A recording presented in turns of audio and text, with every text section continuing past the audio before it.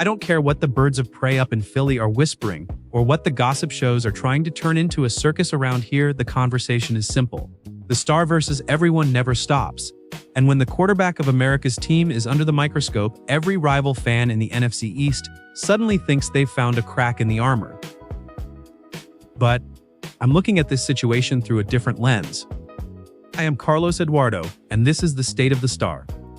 Dak Prescott is the face of the blue and silver. The man signed a $240 million deal with the Dallas Cowboys, one of the most massive contracts this league has ever seen. That number alone puts him under the brightest lights in sports. AT&T Stadium isn't just a building, it's a cathedral where pressure multiplies. Every throw, every decision, every step of a quarterback's life gets magnified.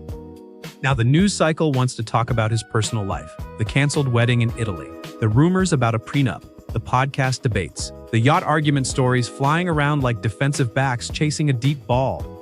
But here's what my analysis tells me. Sarah Jane Ramos stepped in and shut down the noise herself. Straight up, she said the breakup had nothing to do with a prenup. Period. That should have been the end of the conversation. But we all know how the NFL spotlight works. Once the cameras lock onto the quarterback of America's team, the narrative machine doesn't stop. I've watched enough Cowboys history to recognize the pattern. Roger Staubach dealt with it. Troy Aikman lived through it. The moment you become the leader of the star, your life becomes part of the show. But here's the part that matters to me as a football analyst. Dak Prescott's clutch factor has never been about silence in his life. It's about how he responds under pressure. The physics of the game tell you everything you need to know. When Dak steps into the pocket and releases that intermediate dig route, the ball comes out with conviction. The geometry of those routes across the middle, the Cowboys still own that space when the offense is humming. That's Cowboy football. And the rivals hate it. The Eagles fans want to believe distractions will slow him down. The Giants crowd hopes the lights get too bright. Washington is always waiting for the moment the star slips.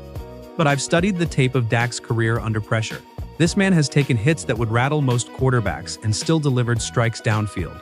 The mental toughness required to lead America's team is different. It's heavier. It's louder. So while the media debates contracts, prenups, and personal drama, I'm focused on what happens when the stadium lights ignite and the crowd at AT&T Stadium starts roaring. Because that's when quarterbacks either shrink or they take it to the house.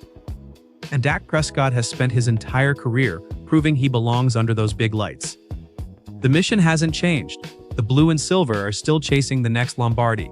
The star is still the most powerful symbol in football, and every rival in the NFC East still wakes up knowing the same truth.